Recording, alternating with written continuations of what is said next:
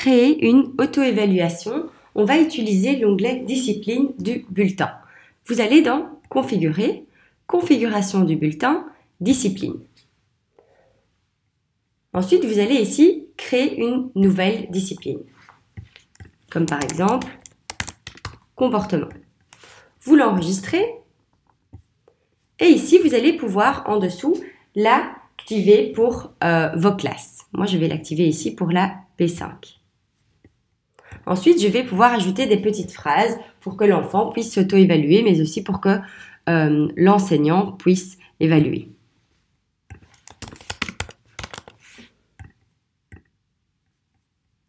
Je sélectionne la P5 et je peux ajouter une nouvelle phrase, comme ceci. Lorsque vos petites phrases ont été ajoutées, vous pouvez cliquer sur la petite croix au-dessus.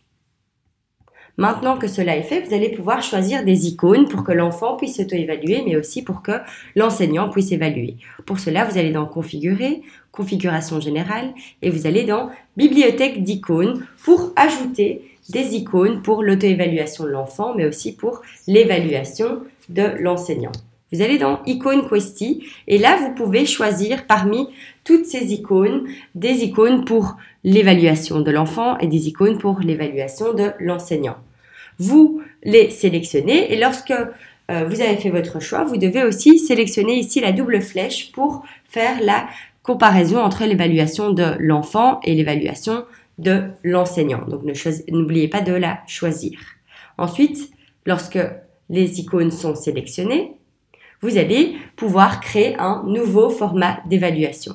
Pour cela, vous allez dans Configurer, Configuration du bulletin et vous allez créer un nouveau format d'évaluation.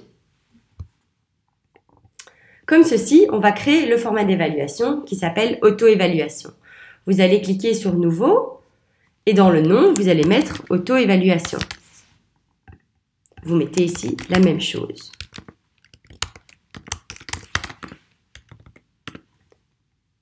Vous faites ici le choix d'icônes, étant donné que vous avez choisi des icônes. Ensuite, dans Affichage dans le bulletin, vous sélectionnez bien Afficher tous les symboles possibles pour voir les symboles pour l'évaluation de l'enfant, mais aussi les symboles pour l'évaluation de l'enseignant. Et ensuite, vous cliquez sur Sélectionner les icônes. Et là, vous allez pouvoir sélectionner vos icônes que vous avez choisies. Alors, d'abord, vous cliquez sur les icônes pour l'évaluation de l'enfant. Vous les sélectionnez.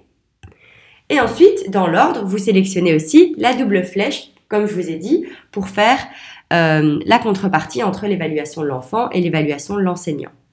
Maintenant, je vais choisir les icônes pour l'évaluation de l'enseignant, qui sont les petites boules de couleur. Quand cela est fait, je vais ici tout en dessous et je vais sélectionner les icônes.